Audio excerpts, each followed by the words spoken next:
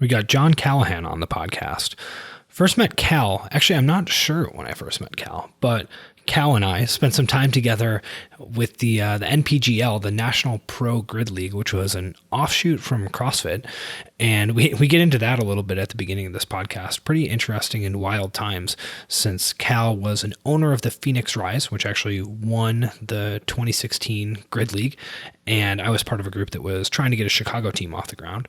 And Cal was actually from Chicago and was a member at Windy City CrossFit, financial guy, trader, all that stuff. Checked a whole bunch of boxes as far as, accomplishments one would want in life, and realized that maybe that wasn't everything it was cracked up to be, and has gone through a long journey to try to figure out, what's actually going on, what he wants, and why all the things that, we're told should make us happy don't actually do so. So Cal has a new podcast called The Great Unlearn, which he started a few months ago, and I've been enjoying that. So I figured it would be good to have him on and have a conversation about CrossFit, about finance, and actually there's some topical stuff in here since we're currently going through some pretty wild economic swings based upon the COVID-19 situation. And Cal has some insight since he was trading in 2008. So we get into that a little bit, and just a lot of stuff about, unlearning all sorts of things that we're taught. So check this one out with John Callahan and enjoy it.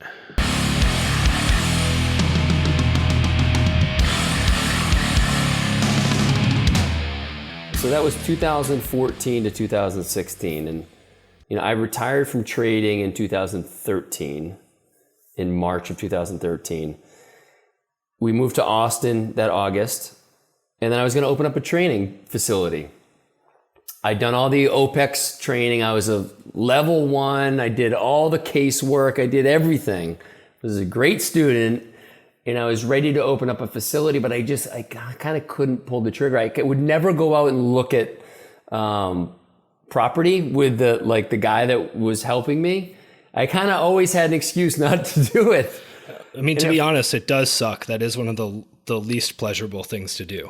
Well, it's interesting. I finally had a conversation with Sharon Preet, who, was doing the life coaching stuff with James at OPEX at the time. And she could sense that there was just something about opening a facility that was really holding me back. She's like, look, just because you told everyone you were going to do this doesn't mean you have to do it. And it was like, that was all the permission I needed to walk away from that pursuit. And it was almost like immediately afterwards, it was the National Pro Fitness League. That opportunity presented itself. I was out in Scottsdale visiting with James FitzGerald, and he had just heard from Tony Budding or something about this thing. And he's like, hey, do you want to do this with me? He's like, you can be like the CEO, run the back end stuff, and I'll take care of all the athletes. It's like, yeah, that's exactly what I'd want to do. And so 2014 March is, I think, when I signed on. And it went for a little over 2 years. It went 3 seasons. And, I spent the better part of 3 years when that failed in September of 2016, the better part thinking about that as a failure. Thinking about the money that I had lost. And it wasn't until I was sitting down with a friend last year, he was asking me about it. And earlier that day, I'd gotten an email from someone who had reached out who worked in the league, and he was struggling. He's like, look, that was the first time in my life that I was doing anything that was of my own choice, really. He goes, I followed in my older brother's footsteps, went to the same college as him, got in the same profession as him. I basically did everything he did. This was something new. And it just occurred to me, it's like, here I am beating myself up about the financial loss. Meanwhile, I'm supposedly doing the work about reframing what success means. And it's not dollars and cents, it's about connection. And this was a time in my life that I felt as alive as any. And I hadn't thought about it until I got that email, and then I was asked that question. And so that turned it all around for me, because up until then, if you had asked me about it, I said, Todd, it was a great learning experience, and, I'm glad I did it, which was a complete lie. I was sort of like the standard corporate doublespeak, like weird speech. You're like, yeah, I'm retiring to spend more time with my family. No, you're not. Yeah, exactly. And you could tell just the energy of it. I didn't want to talk about it. I was trying to push it away, like put it in the rear view mirror. All that stuff that I know now is only going to draw it in more and more of the shame and all that. And so once I made peace with that and understood what that opportunity did for me, it showed me that I love being around people, that I love to be in service in some way. That was like one of the main takeaways. Then I started to really appreciate the experience. And since then, it's just been, again, it's been about a year now that I kind of had that epiphany. And it's, I really look back so fondly on that time. And there was a lot of chaos. There was a lot of tension. There was a lot of tension between the team operators and the league. Once Tony Budding left, and the investors took over. I mean, they put a lot of money in there and they had their ideas about how to do it. They wanted to make money. And we were team operators. Like, we wanted to make money, but we wanted to take care of the athletes and we wanted this to be this amazing thing. And it just, we couldn't get on the same page. And so there was a lot of discord and there was a lot of animosity. And, I've since made peace with all that, thankfully, because that animosity was doing nothing for me except just drawing in all that negative energy and making me kind of be an asshole. So yeah, totally. You know how that works. So anyway, the league was amazing. I'm so glad that we do have YouTube that still houses a lot of the content. Although I need to go further into it to find some of those final matches were so epic. So for folks who didn't actually ever see the NPGL or the Grid League, and I mean, this may actually be part of the reason why it was difficult to catch on. Can you at least briefly explain you mean there are people who never what saw you're this? even talking about? Are you kidding me? So in essence, I'll do my best in retelling it, but and keep it concise. Tony Budding was one of the kind of main players at CrossFit. He took care of, he had a lot to do with the CrossFit Games. He had a lot to do with the production. And Tony just couldn't, here's my assessment. Not sure how true this is, but I felt like Tony was hitting up against this kind of glass ceiling where he could never do the things that he really wanted to do, could never make the money, it was always Greg Glassman's show and then Dave Castro.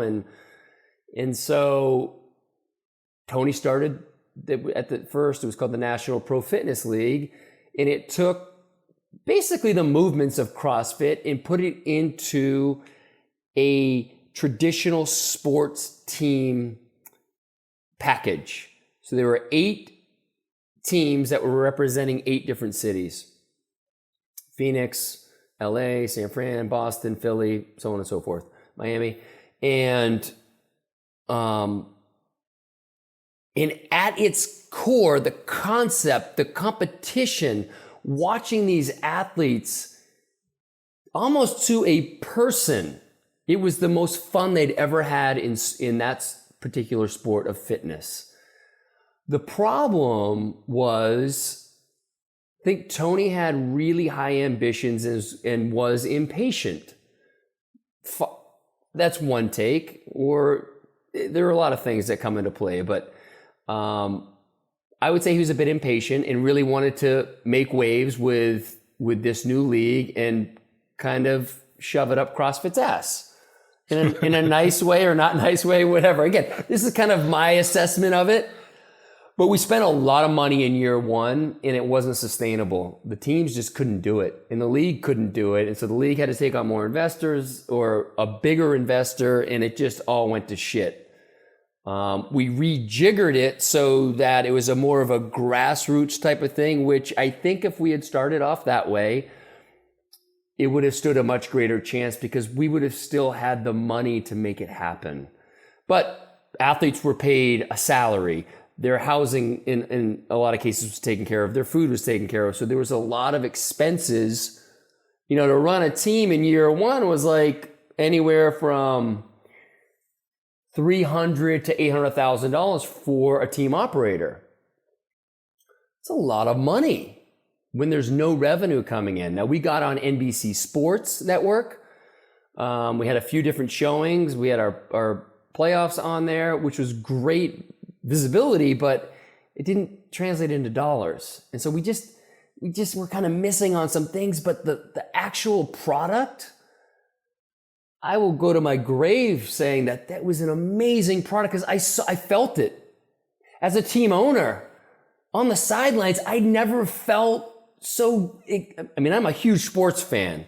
Patriots, Red Sox, Bruins, Celtics. I grew up in the Northeast, so like I've been spoiled with that, but I'm a huge sports fan, or at least I was. I've kind of see it a little bit differently now, but I never felt in love with a sport to the degree that I was watching these kids compete, and just to watch them. I mean, I've been to the CrossFit Games. I've seen it.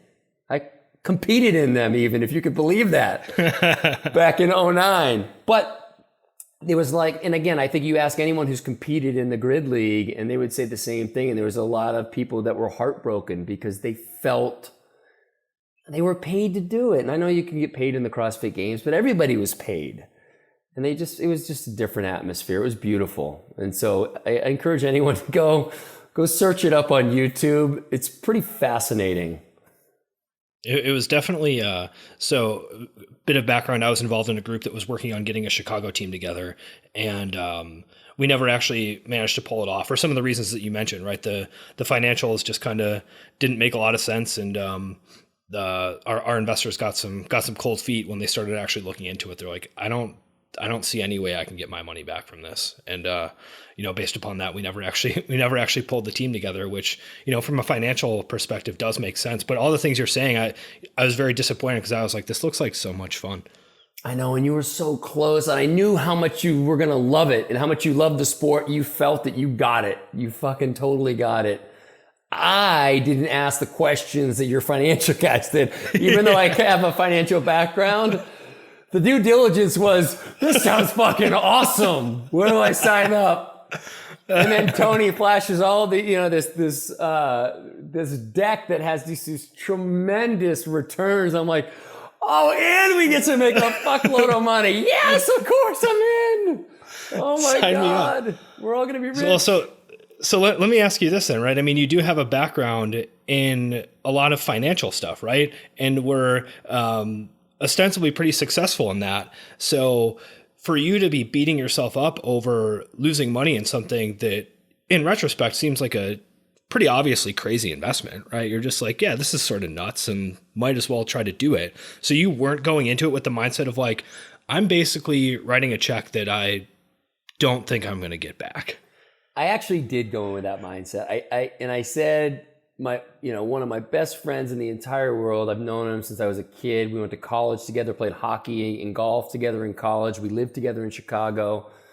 He's my attorney as well, and my kind of pseudo financial advisor, because he is so conservative and I am so on the other end that a lot of times we don't meet in the middle. We just either I go and do whatever I want to do, and I did that for a long time. Now I listen to him. I still try to trust my gut, but yeah, I'm in a much better place with that. But I went in there, I said, listen, Chuck, I said, I'm willing to lose, literally, I'm willing to lose this much money in this investment because it's what I want to do. And he's like, okay, because you're going to lose it.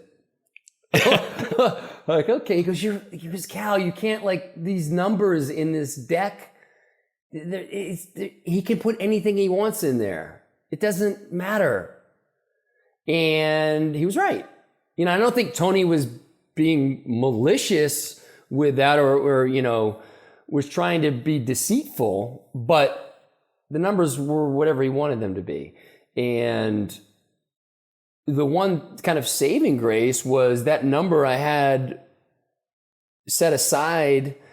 I only got to about 70% of it, so I didn't spend all of it. Yeah. So I do always feel pretty good about that. Well, so what happened then that transitioned you from feeling like, okay, this is a sort of crazy, risky, fun thing to do, and I'm okay with losing this, to this is a failure and I'm ashamed of it, and I'm only going to talk about it in like a weird fake way.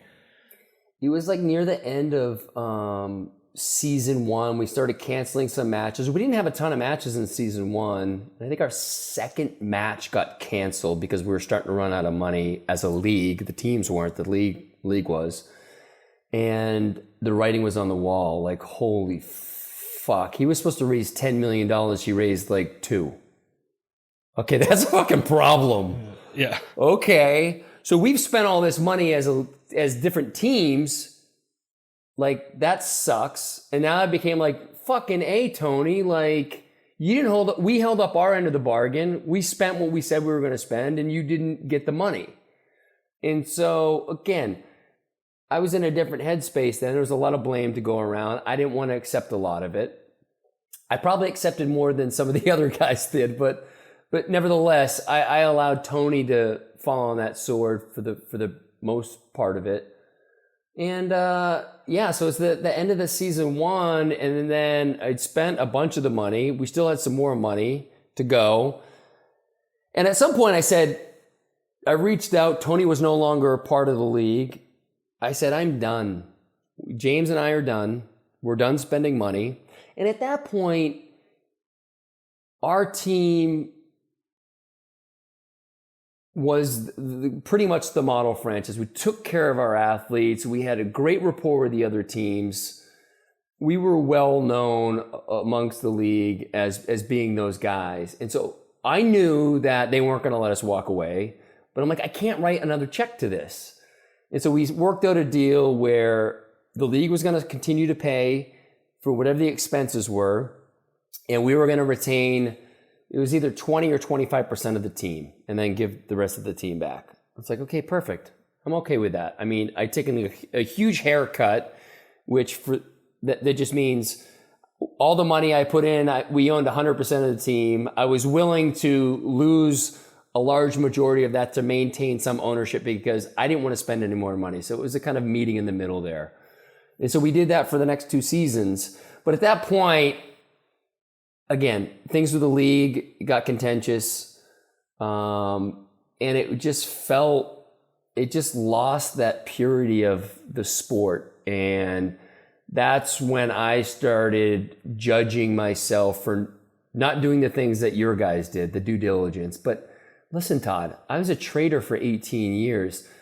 And even before that, I relied so heavily on my gut instinct. Like, yeah, I'm good at math. I'm not exceptional at math. I wasn't a successful trader because of the math or because I could look at charts and figure that out. It's because I just kind of had a knowing.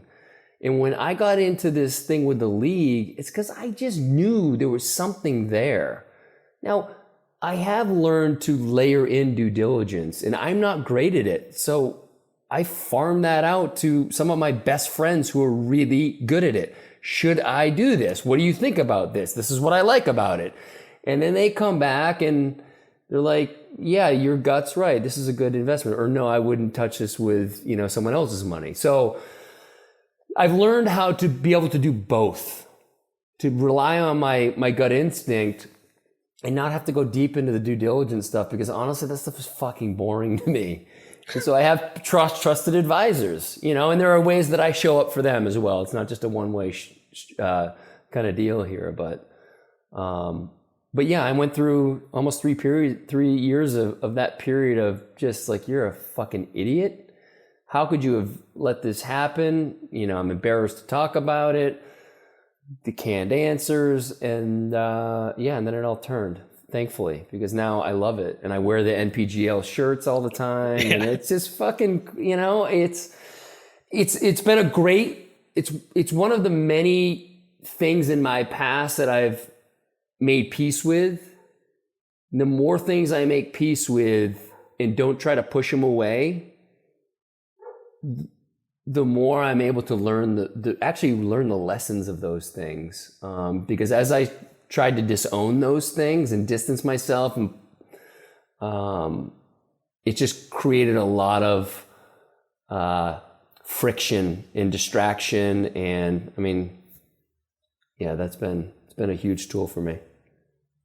Yeah, it sounds like you potentially learned some whatever tangible lessons as far as like, okay, I'm someone who likes to operate on instinct and not necessarily dig into the details, and that can occasionally serve me, but there's a potential downside to that. So you learn to mitigate against that, right? So that's a very valuable lesson to learn.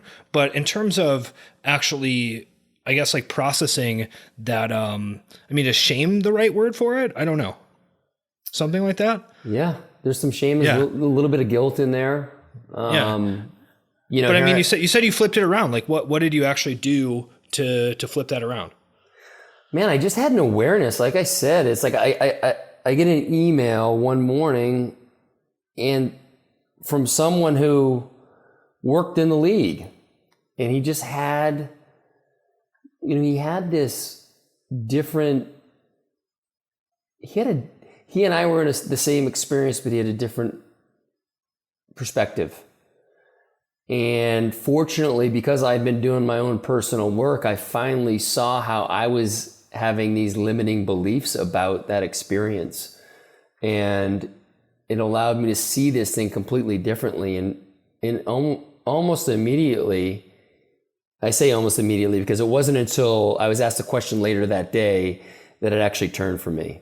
And since that moment, it was May of last year, I've embraced that experience and had so much gratitude for it.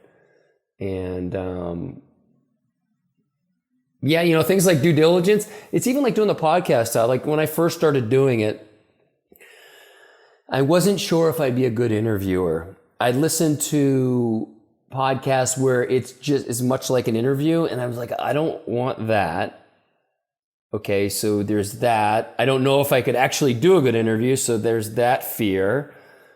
And so I just started, let's just have this be a conversation. In the first two I did, I didn't have any notes. And they were fine, you know, absolutely. I had great guests and we connected, and that was the important part, was the connection. But that was the gut instinct part for me. You know, what I realized after that, you can still do your homework. You can still have stuff prepared of things you want to talk about. You know, Todd, you have 15 things you want to talk about. You might talk about 2 of them. And you could talk for an hour and a half because you'll allow it to go where it needs to go. And there are a few things you really want to hit on. So you make sure you hit those. That's just being, you know, a good host. And so these lessons have shown up in other places that I wouldn't necessarily expected them to. Yeah, totally. There's like everything, there's a pendulum that can swing too far in both directions, right? Like to use the podcast example, since, you know, we both interview people, you can have far too much structure and rigidity and you're just like reading off your notes the whole time and it's sort of weird and stilted and, you know, you don't expand on anything that's actually worth expanding on, and you just sort of like are a weird robot. Or you can just go in with nothing prepared and, you know, the sort of Larry King way, which sometimes works out well, and other times you're kind of like, come on, man, like you should have at least like maybe known what this guy was doing before you had him on your show. Like, what's going on over there? Yeah, it just doesn't take a lot of work either. And that's it. And I'm glad you brought up that analogy because I'm a big pendulum swinger. I go to the extremes. Fortunately, I eventually end up somewhere in that middle, but I've had experience on both sides, so I actually have some context for it. And I think for a while I had, again, some judgment around like, geez, dude, you fucking go all in on everything. And my wife Peyton would kind of bust my balls, and you know, even my buddies would say that's typical, like just going all in. But it's my way to learn. It's my way to just figure out. So I don't look over the fence at that other thing and think it's like a shiny toy. And I know what that's about. I've had an experience with it. And I think that's been a big part of my learning. It's what I try to bring out in my podcast too, is direct experience. And we may talk about terms that we're here on a podcast or we read about, but I really try to be careful to go deep into those unless I've had a real experience with them. Yeah, for sure. Well, so let me ask you about some of your actual experiences in a slightly topical way, since we're recording this beginning of April, and the world has changed a lot due to COVID-19, and you were a trader during the 2008 financial crisis.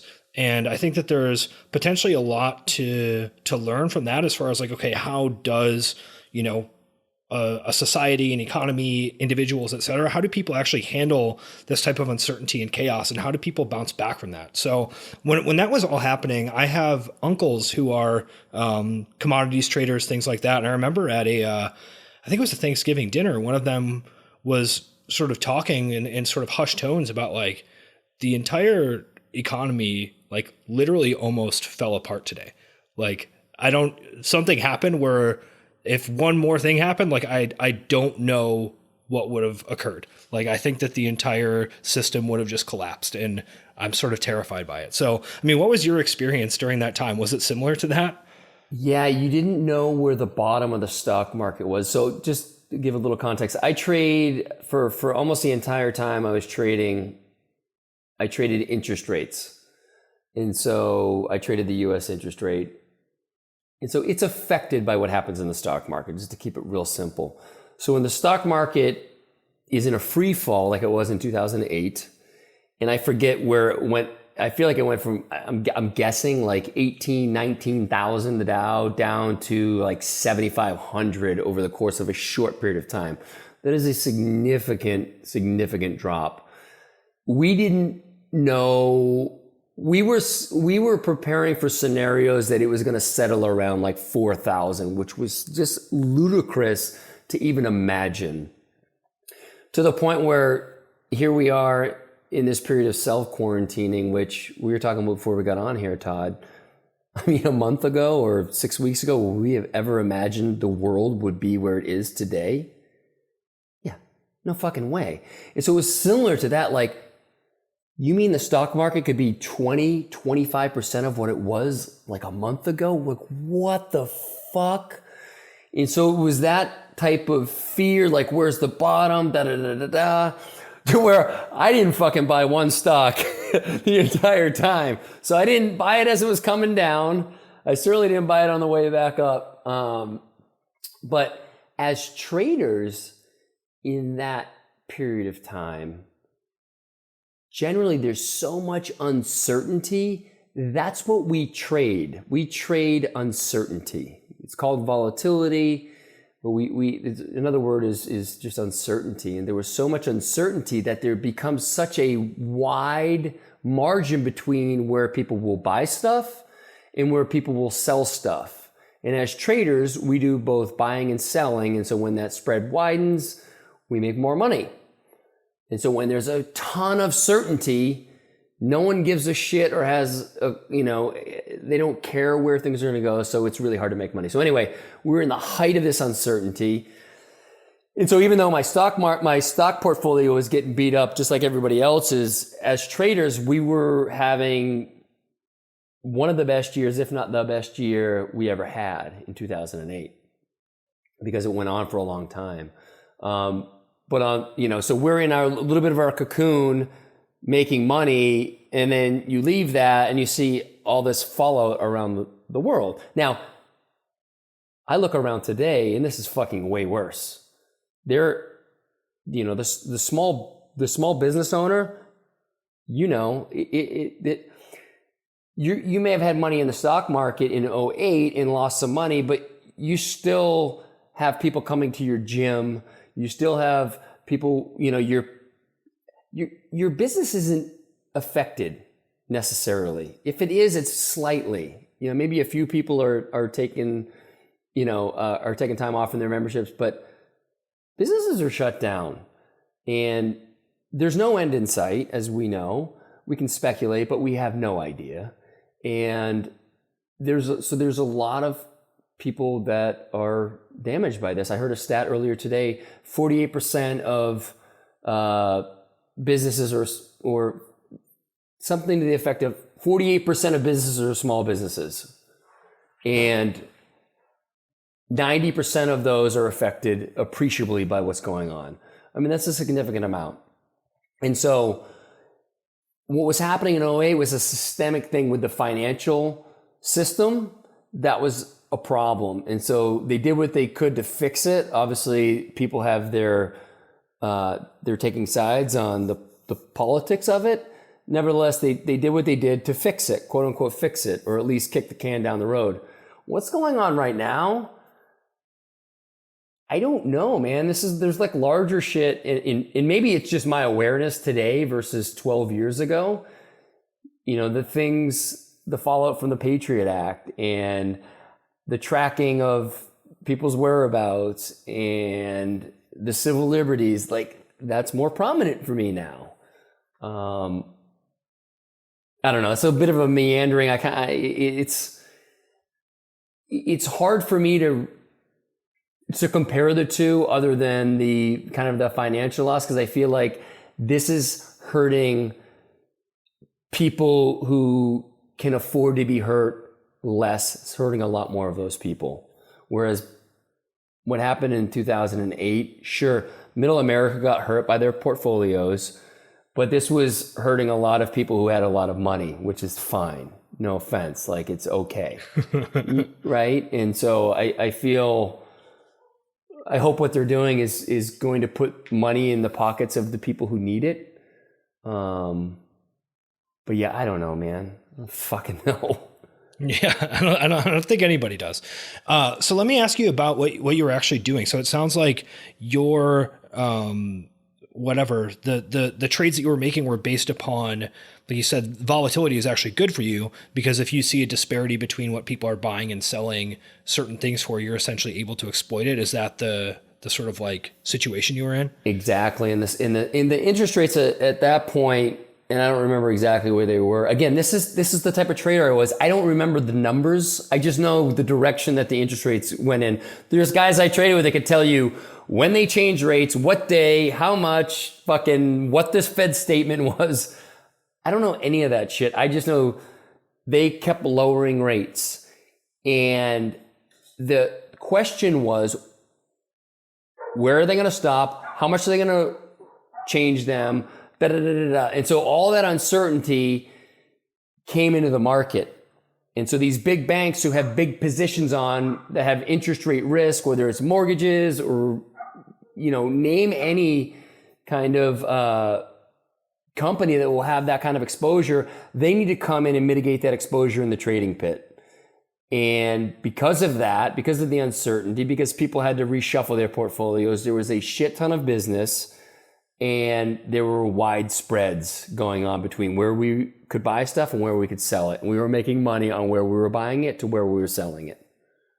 And as someone who is fairly ignorant about the actual dynamics of this, are you buying and selling some sort of like derivative that's based upon an interest rate? Like, what is the actual thing that you're doing? Yeah, so there are futures and options. Futures are the direction that the commodity goes. So let's just use a stock, which is not a commodity, but use a stock like Apple. It's trading $100.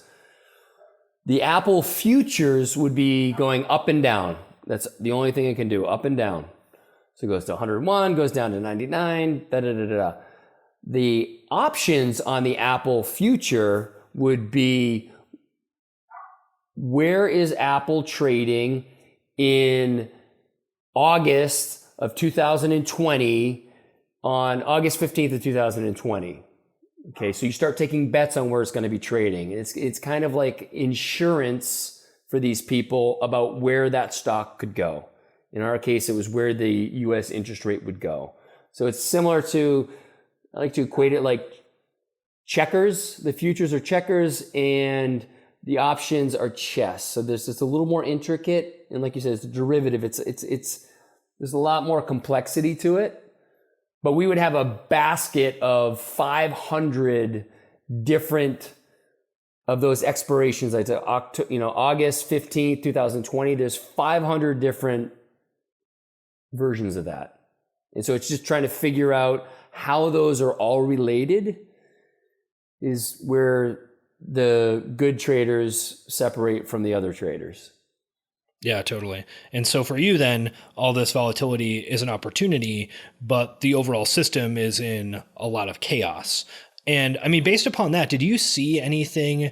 So there's a concept that I like a lot from an author named Eliezer Yudkowsky called inadequate equilibria, right? It's essentially something where a system gets caught in a non-ideal state because people are trying to optimize for a bunch of different things at once, right? So like an example that we could potentially use is something like academia, where people are theoretically supposed to be publishing new papers and working on discovery and collaborating and all these different things. But in reality, there's a lot of weird politics involved. There's a lot of chasing grant money.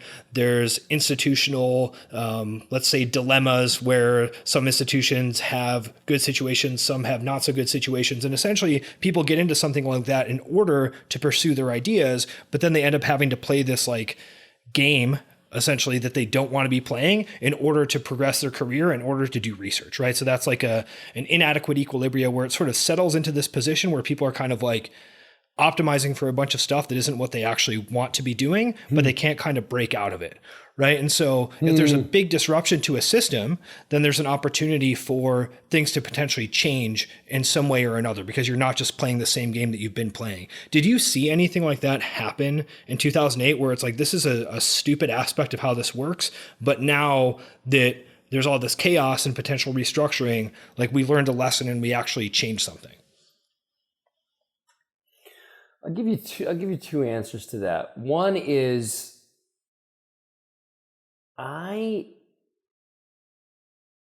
much like I said earlier, like I was such a gut feel trader that I was largely ignorant to what was going on around me. And when people were really upset about the big banks being saved, I didn't really care. I didn't really have an opinion. I was a bit unconscious about a lot of that stuff. But I'll tell you this, what comes to mind is something, what is this concept called again? It's called an inadequate equilibria. So it's so funny because I'm working, we were talking about earlier, I'm working on this book, and this is very much like one of the central concepts of what I'm trying to share. And it's said many different ways, but it's that you're living in a prison, but boy, you've made it look really nice. You've got the beautiful paintings on the wall. You have a really nice refrigerator stocked with food, but you're basically living in this prison. And it's not until you realize that you're living in the prison that you can actually extricate yourself from that situation, that construct. And that's what comes to mind when you say this. It's like it's so easy for us, I'll speak for myself, it was so easy for me to be the healthiest guy in a sick society. And I feel like the work I've done, and it's scary at first, it's like you start to realize like, oh yeah, I'm healthy, but I'm in the metrics that I'm looking at, they're not sustainable. Like I said, you're like the healthiest one in a sick society. Well, how do I enter into that healthy society? And so as you were explaining this, that's what keeps coming up to mind for me. And it makes sense because at the end of the day, all these systems kind of play out, the good ones at least, I think they play out across all almost disciplines.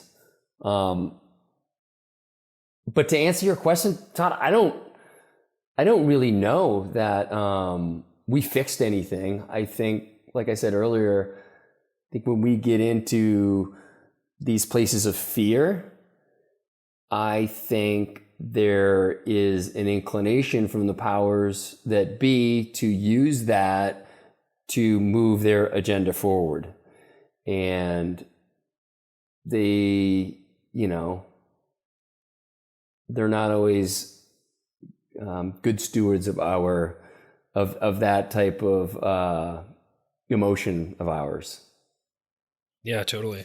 And for you as an individual then, I mean, it sounds like you've, in a lot of stages, sort of recalibrated what you actually care about, right? From, okay, I'm just playing this interest rates game and it's cool because it results in money being deposited in my bank account, and I'm sort of not necessarily paying attention to what else is going on around me, to, having a much different approach. What has that change looked like for you, and what sort of initially caused you to start down that path? Great question. Yeah, I spent a long time in that game, and I would say there were probably the single event that shook me out of that or created an awareness for me around that was in 2017. I was at the Route 91 Music Festival mass shooting. And in that experience, without going too deep into it, I was there with a buddy of mine, and as the guy was shooting, we were behind the tour buses. So if you think about a clock, he's shooting from 12 o'clock. We're at the middle behind tour bus. The tour buses are at the middle, and then 6 o'clock was the stage. And so we're in between the tour bus and the tour buses and the stage. So we're hunkered down there, and everybody was strangely calm. And I had this explained to me recently about kind of what happened for me, because I didn't lose my shit. Like, if you would have told me earlier that day this was going to happen, how would Cal react?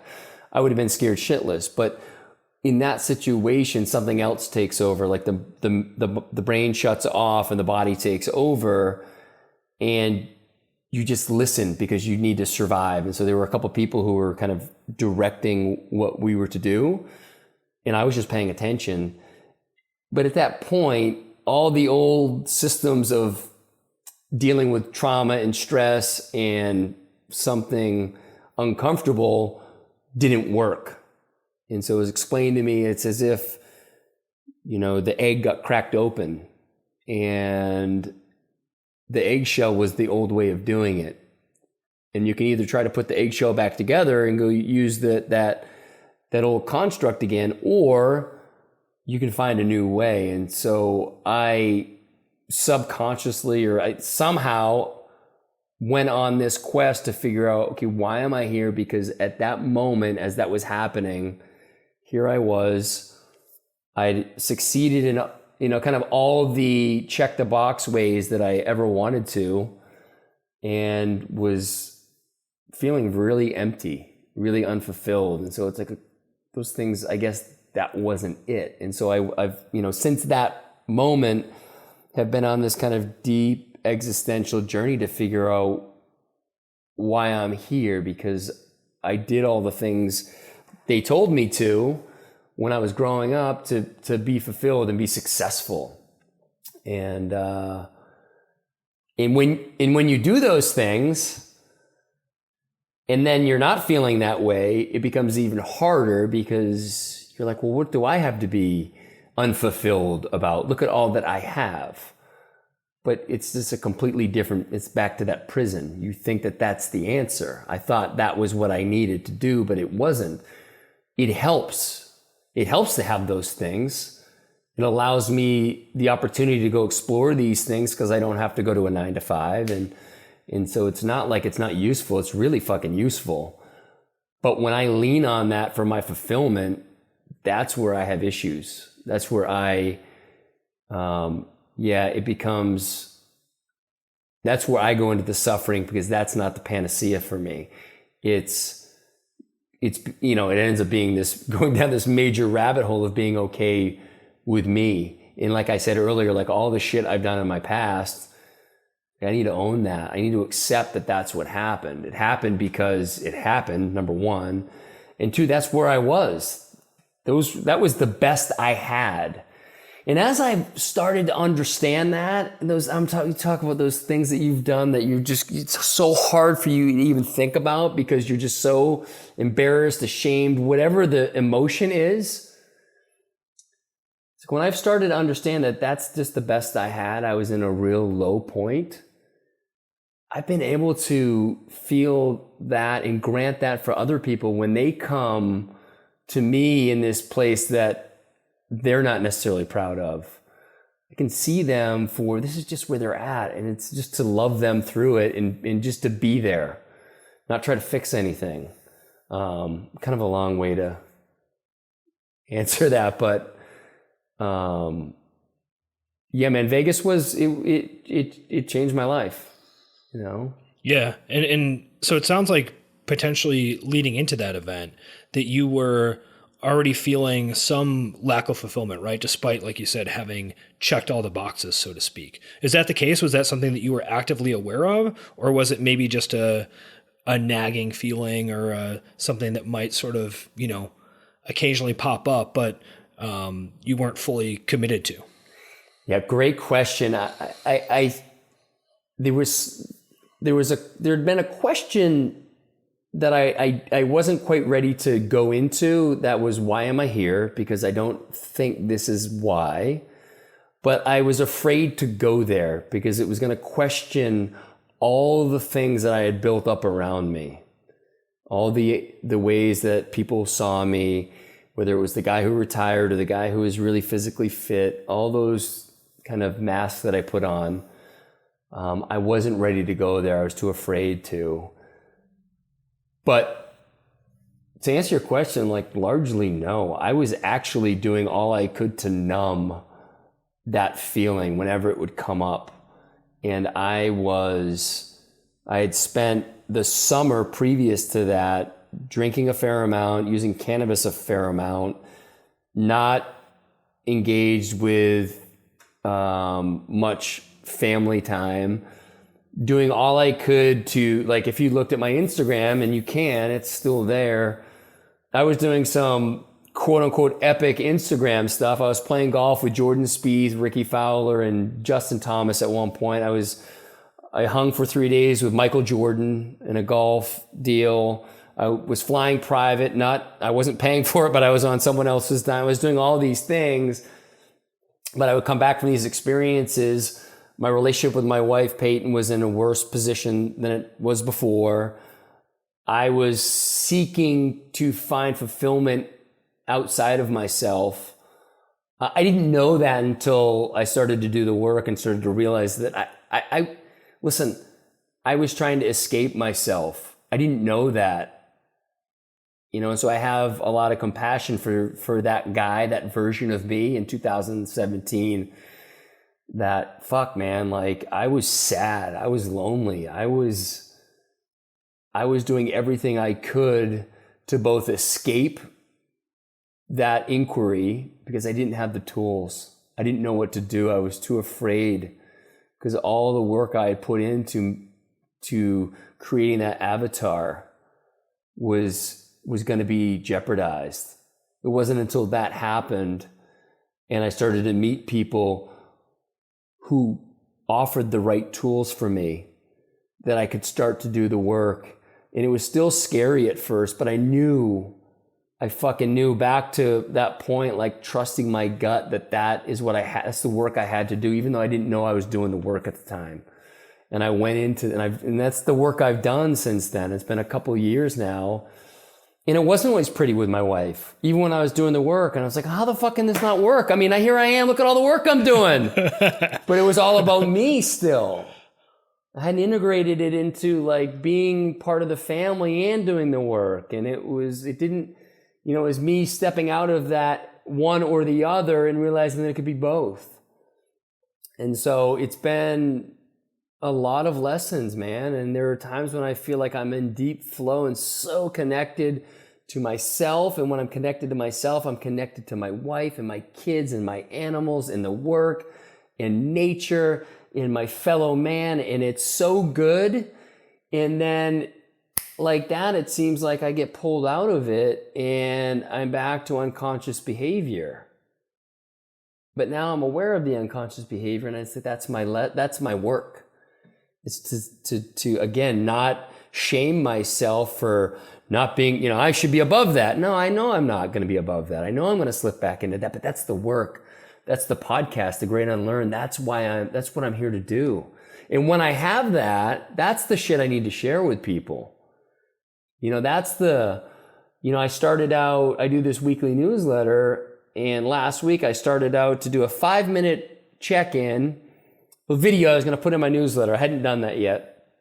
And I said, I'm going to tell everyone the work that I've been doing, because I was coming out of this unconscious behavior and I had some learnings around it. Well, it turned into a 40-minute solo cast that it'll be released tomorrow. But it was this account of what was going on, and like one of the things that shook me out of this unconscious behavior was my 17-year-old son. So I have 3 kids, a 12-year-old daughter, a 17-year-old son, and a 14-year-old son. 17-year-old son was upset with me because frankly I was being kind of a dick about something, but I was asking for his help and not in a nice way and not meeting him where he was at and all this stuff because my shit was so important at that point. And he blew up at me. He's never done this. He's blown up at me before, but he's never actually uttered these words. You're a fucking idiot. And he stormed off. And it shook me. It shook my ego. The first thought was, who the fuck is he to call me a fucking idiot? But I didn't respond to that. I let that thought come in and leave. And I took a few breaths and then I just sat with it. And I let him cool off. And eventually I started to see, I listened to what he was trying to tell me. That I was here, but I wasn't here. And he needed me here. And that was the thing that shook me and made me aware.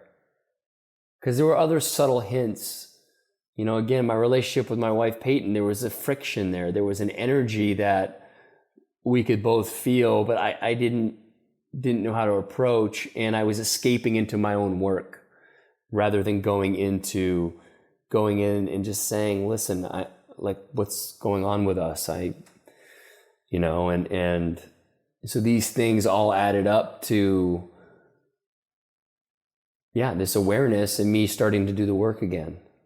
And so I don't even know how I got on that subject, but well, let me ask you about the I guess some of the things that you were chasing, let's say, right? I mean, as a trader, you get to play the interest rate game and make money.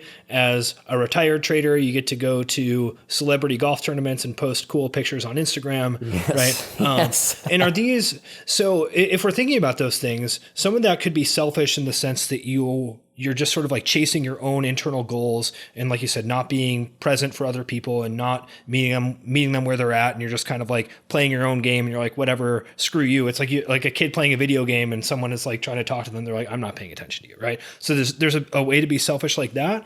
And then there's another aspect of it that could be sort of, let's say performative, right? Where you're like, I'm doing this just to display the fact that I can do it, or that I'm the type of person who does this. And it doesn't even necessarily fulfill me. I'm just doing it to kind of show off. What do you think about, where you sat on those axes? Were you doing both of those things, one of them, all of them? What do you think? Yeah, generally the answer is all of them. And the biggest thing I've learned is to be in the right, I think it's so important to have our own direct experience with all this stuff. So chase those, put those goals on the ledger and go for it. But understand the why. And for me, what I've realized, it was me not being okay with just the version of me that is here and looking for external validation, whether it was through how much money I was making or the house I built or any of those things that would fall under that category. The experiences. I'm not saying I wouldn't go and play golf with Michael Jordan again. Yes, I totally would. And I would do all those things, but my why would be different. It would be like, that would be fun to do. To be in the presence of someone who has had the experiences he had, and to like, what can you like, versus I just want to be in pictures with him and I want to, you know, put him on the pedestal. Like, what's my why? Am I okay just being me? And whatever that means. And, you know, I think about my training, how it's changed over the years. I mean, so much of my training for a long time was my identity. I was one of the older guys who was really fit. I mean, we were looking through pictures last night on my phone. I had them up on the AirPlay. My niece, who remembers me back then, is just like, it doesn't look real. Like, I can't, and I was so much bigger. I mean, I probably weigh 180 pounds right now. I was every bit of 205. Every now and then I would get up to 210. Fucking massive size. And at least for me, and it's like I was so entrenched in that identity of being that guy that I kept having to show up as that guy. And then when I let go of being that guy, every now and then the ego would flare up and say, okay, dude, get back in the gym, get back to being that guy, because it felt pretty good. But it didn't. It was that external validation. I've said this before. It's like addiction. Like, it almost works. It feels really fucking good, but it's gone like that. And then you need more and more and more and more. It's never quite enough, but you get really close. But when you're good with you, when I'm good with me, there's just a sense of ease. There's a general joy that I feel. There's a lightness. There's this acceptance of the way things are. And I'm in a state of allowing things to unfold. I'm patient. What I experienced over the last couple of weeks when I was struggling, I was deeply impatient. And things weren't getting done. Now, what I've learned is some of the things that I really wanted to get done to push across the finish line, they weren't ready. And what's happened, because I was forced to be patient, because I was waiting on someone else, is something really beautiful is emerging. And it's only emerging because my partner in this had the sense to pump the brakes. And so when I'm impatient, that's an indication that I'm not okay with what's going on, and I'm not in that state of allowing. And that's when you want to talk about masculine, feminine. That's the kind of what they call the divine feminine, just being in this state of acceptance and creativity and just allowing things to be as they are.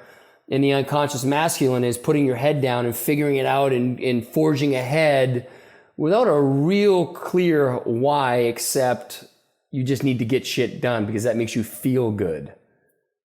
You know, so it's, again, Todd, that's my nature to fucking take the question and go wherever the fuck it goes. So my apologies. Dude, I'll tell you what, it's much better to have podcast guests who can just talk and go for it than those who can't.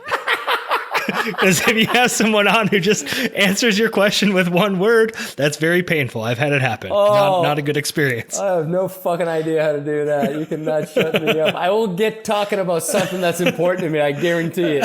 I don't know how I get there. It's like I just watched Inception for the first time last night, and they asked, you know, one of the questions is, in the dream, do you remember how you got to where you are? And it's like, you never can. You're just there. It's like, I have no idea how I got to what I just talked about. I don't know. It doesn't fucking matter. That's the beauty. I just showed up. It doesn't matter. You know, it's going to go where it's going to go, and I don't have to worry about it anymore. That's me just being in a state of acceptance of all that is. That's right. I was just in the present moment, and the present moment kept changing, so the topic kept changing. Totally fine. Exactly. Yes. Totally reasonable. Felt into it. So let me ask you something about, I mean, you mentioned a lot about external validation, which actually I didn't even really consider that as one of the options that I sort of framed for you. Is it's like, okay, I'm not necessarily doing this just for my own like intrinsic pleasure, nor am I doing it purely to just perform. I'm actually seeking some sort of like external thing that will give me some sense of satisfaction, fulfillment, whatever. And so I would say for myself, I've actually been almost to a fault, like not interested in external validation in a way that I think actually has limited me, right? Like watching other people sort of try to check the boxes or try to follow through on all the things they're supposed to do or whatever, where I've always kind of had oh, that's stupid. I'm not doing that. I only care about my own thing. But I've run into something where, say with my podcast where, okay, I want guests to come on the podcast, but I don't have tens of thousands of listeners. So they ignore my emails. And I'm like, oh, this sucks. I have to actually get some sort of external thing in order to achieve what I want to achieve, right? Or to do a thing that I want to do for what I would consider to be relatively intrinsically motivated things. How do you think about that balance between needing a certain amount of, status or a certain amount of money or a certain amount of connections or whatever, or a certain amount of Instagram followers in order to achieve something that you think you have quote unquote good motivations for or intrinsic motivations for? Yeah, my head is on fucking fire right now. Oh my God. Yeah, that was a well-framed question because for one, I think so much of what we are up against is this need for external validation. And so it's at the core of, I think, what you're talking about. And it is, that's the work when you have a podcast, when you have a brand. How much do I pour into Instagram? I want to be authentic. I want people to listen to my show. So I need to do whatever I need to do because it's important, because I think my message is important. And so what hoops do I need to go through? And then all of a sudden you find out you're just jumping through hoops. It's like, okay, I can't do that. So then you pull back, and this was just back to this pendulum idea. Yes, I want to have amazing guests, but I also want to just grow this thing organically. And I want to just have it be because the conversations are interesting and people want to have that conversation. And it's just not, it's one element, but it's not how it works. We know it's not how it works. And so how can we play the game in a way that feels good and that we can grow our brand and stay authentic to the brand? It's all for me, when I can just witness it for it's just a thing that has to happen. And I try to limit the amount of dopamine hits I get from the likes and the comments, or I don't get from the non-likes and the non-comments. And it happens, man. Before I started the podcast, I was off of social media. The guy I was working with says, you got to be on social media. I said, that makes sense. Okay, I'm back in. And it oscillates between being balls deep in it and being sucked in to not engaging. And it's a real struggle. But if I can just be honest with myself, it's just part of what I do. I don't want to delete it because I think I've reached people on social media because I've been on social media. I have people listen to the podcast because of that. I have direct message conversations with people. I have other communications because I'm on social media. Okay, so that's important to me. That's a connection for me. I'm offering something to someone. They're offering something to me. And so to disavow that and to just delete it, it's a bit disingenuous of me. It's a little bit trying to do it. That's virtue. That for me, it would be virtue signaling. Like, I don't do that. Well, you can do it in a way that's aligned with your purpose.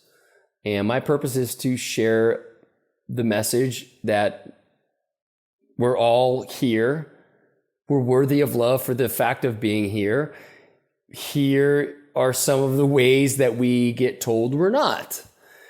And we're taught from a very young age to do things to get that external validation. In school, we're rewarded for good grades. We're rewarded for good behavior. A lot of one of the most valuable teachers I've had, and I've never met her, but Dr. Shefali Sabari. She has The Awakened Family and The Conscious Parent, I believe, are two of her books. But she really talks about your kids as being individual souls, and they're individual little deal where they're not little versions of you. You are there to model behavior, but they are not supposed to be an extension of you. And just hearing that and reading that, and I've listened to her on a few different podcasts, it's made me realize that I'm here to let my kids be who they are and not try to put them into little versions of Cal. And in doing that, there's less external validation that they're looking for. Like when my son tells me I'm a fucking idiot, yeah, on some level, yeah, you don't want that. Like, it's not cool, but he's also being honest. You know, that's his way of getting my attention. And so if I can just allow him to do that, maybe if I'm present, he won't do that. He can say it in a different way. And so I'm not trying to get him into this little box of this is how you should do it because this is how an obedient 17-year-old does it. Like, I don't want that for him. I don't want that for any of my kids. And this period of unlearning is about allowing us to stay true to, you know, what feels right. We'll go into a situation, you know, especially if the listeners who have kids, or if you remember yourself as a child, when your mom and dad said, go hug Uncle so-and-so when he gave you the creeps.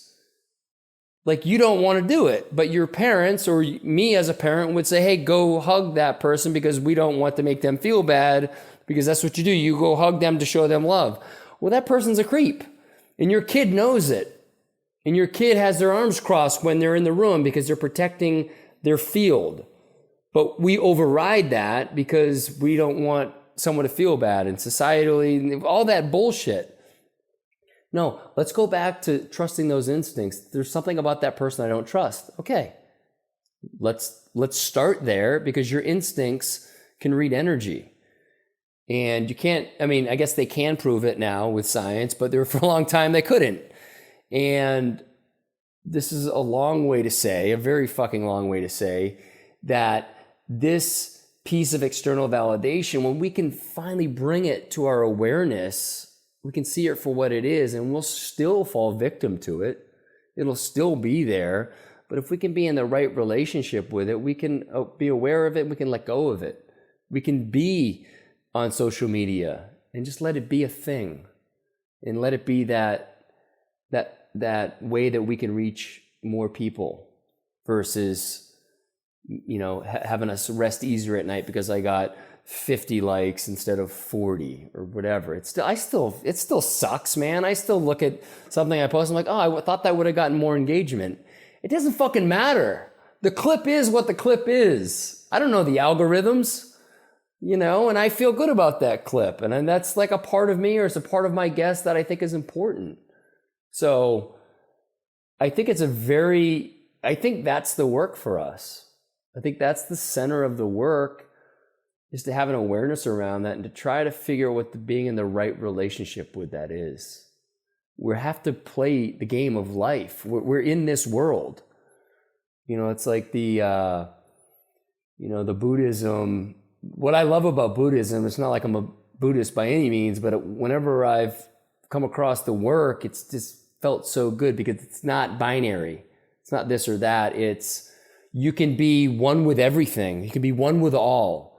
I can feel connected to everything in the universe, but I can also be of this world and have that separation and be my own being and be able to experience things that way, because that's another way to experience life, as the subject and the object. And I think the key is to have a foot in both worlds, and it's hard.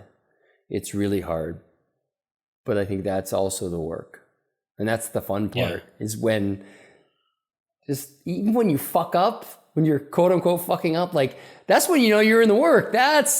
You have the awareness around it. I went 46 years without even realizing I was fucking up. I knew when I was being an asshole, but I didn't realize that was the work.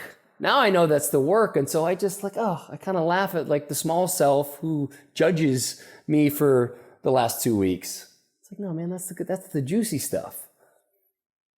Yeah, it sounds like you're talking about sort of like a separation, right? Like you're not going to eliminate the desire for external validation. You're not going to eliminate that sort of, looking for status or for the sort of negative emotional reactions that might cause you to be difficult to be around. Like those things are going to be there, but if you can find separation between those things and your actual whatever opinion of yourself or the behavior that you do next, right? Do you feed that and do you kind of like start to spin the wheel and dig into it? Or are you able to say, oh, interesting, I'm really trying to do something to make myself look good, or I'm really chasing something external, or I'm just kind of being a dick to be around for some unknown reason. If you can find that space, then you can potentially separate yourself from that aspect of whatever's happening.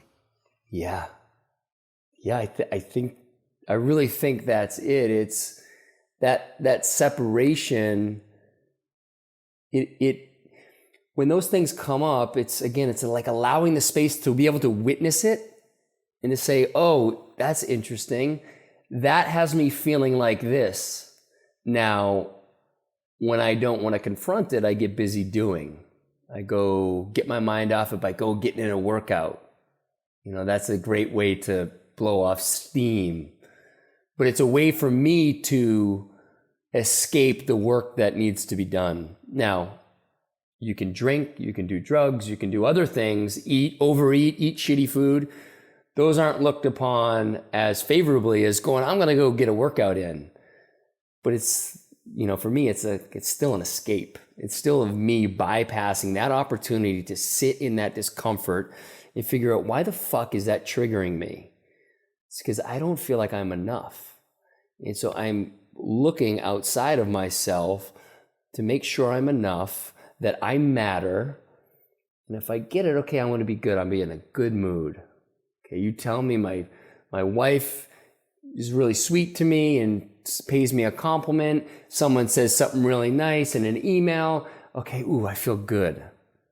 It's been a little while. Okay, let's see what else. Let's go back on Instagram. If I gotten any more likes, I got 1 heart. Ugh. I was hoping for like a nice comment. Okay, that wasn't quite enough, so I'm feeling kind of low. And it's like, okay, what game am I playing here? Meanwhile, all I'm doing is thinking ahead to where the next hit is going to be. Where's my next hit? And I'm missing 100% what the fuck is going on right now around me, whether it's an opportunity to spend time with my kid or my pet pig, or to sit in inquiry of something, or to sit in the question of, why is this triggering me? Why am I looking outside myself? Why do I feel like I'm not enough? What will possibly make me feel like I'm enough? What could I possibly get from the outside world that will finally put a lid on the thing? I cross that finish line and know that I'm enough. The answer is fucking nothing. There's not ever going to be anything that I'll ever get that will check that box for me. It doesn't mean I still won't look for it. It's just I hope when I start looking for it that I will be aware of it sooner rather than later, so I can look at it for what it is. Again, I don't know how I got totally. So what's the you said you're working on a book. What is it? How to trade interest rates? Yes, it's a book I've always wanted to do. 10 steps to being an interest rate trader. Oh gosh, there will be some interest rate trading stories within the book, but it's I woke up, it was sometime in February. I was in what I can only describe as a deep flow state for about 3 weeks, maybe 4 weeks, where the ideas were just popping out of me about whatever. And when anybody came to me with a concern or something they were struggling with, I had the fucking right words for them. And it wasn't coming from me. It was this weirdly like channeling some other energy. It's going to sound weird to your audience. I get it. I wouldn't have understood it either, but that's what was happening. And one morning I woke up, it was probably 5 a.m. I laying in bed and I had a book written. It's like, I have to write this book. And I've never, ever thought of writing a book. I have thought of writing a book, and I've immediately thought, like, you're not going to fucking write a book. What are you going to write about? Fucking, what do you have to say? But this morning I woke up, I was like, oh, this is a book. And And so I started down that path of like, how do I write a book? Like, what do I do? And I reached out to some people that I know who've done it and had some calls. And slowly over time, that flow state left. And I still had some questions around the book, but I wasn't as centered on writing the book. Well, anyway, fast forward to today, and I feel the book emerging again. And so it's going to be a couple things. I want it to be really easy to read. I want it to be when it comes to your doorstep, you open that Amazon package, you feel the urge to read it immediately because it's not really long. It's not a 300-page book. It's going to be 140 pages, 150 pages, a nice small size that you can read in a weekend. And it's going to have nuggets throughout the book. So you can pick up and read any chapter and feel like you can get like a good something to sit with. There's going to be some of my, again, back to the direct experience, there's going to be some of my life experiences in there and some experiences of other people. But they'll take concepts from a Ram Dass or an Adyashanti or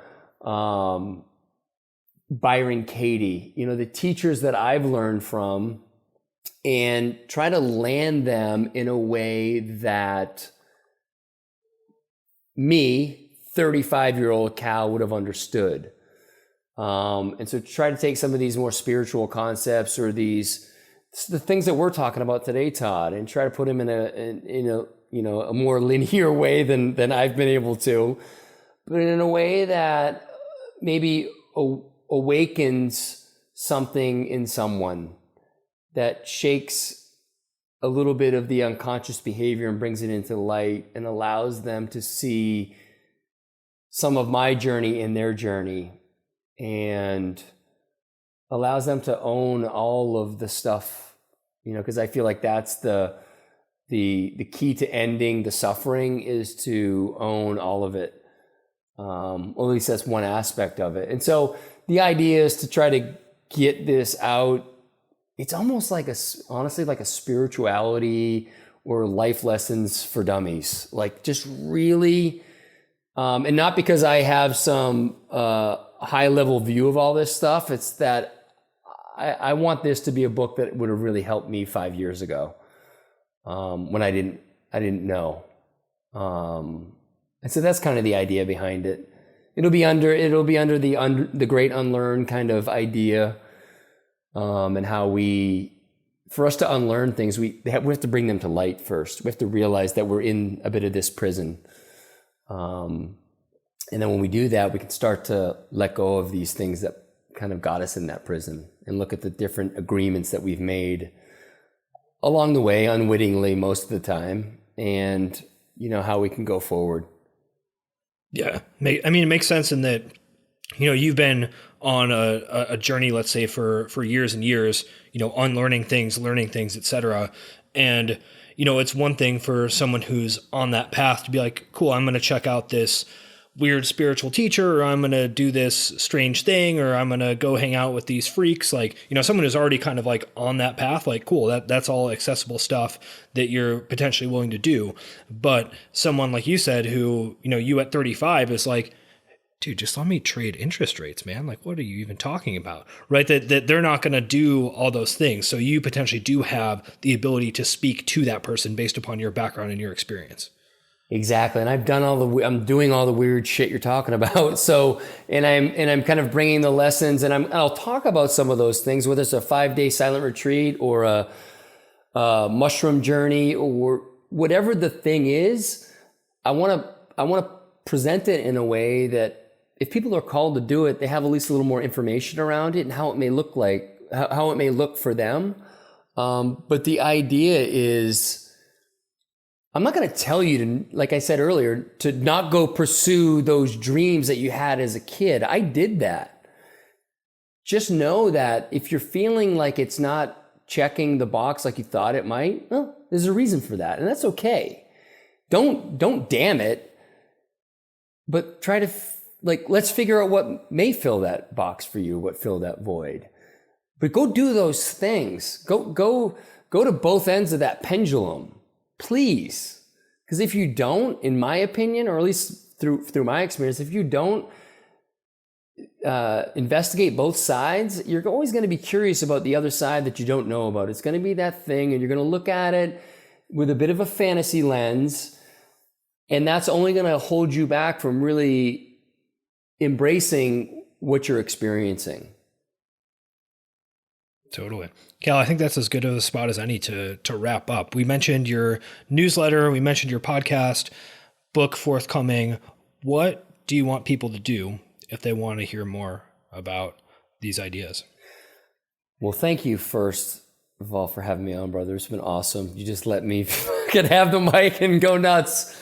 Love it. I love it. But yeah, thanks. The Great Unlearn podcast has been that's the work that I just love doing. It's been really fun. The weekly newsletter, you can find all that on there as well. I just released a podcast with just a dear brother of mine from South Africa named Boyd Vardy. If you're going to listen to any of my podcasts, like that one, that was it.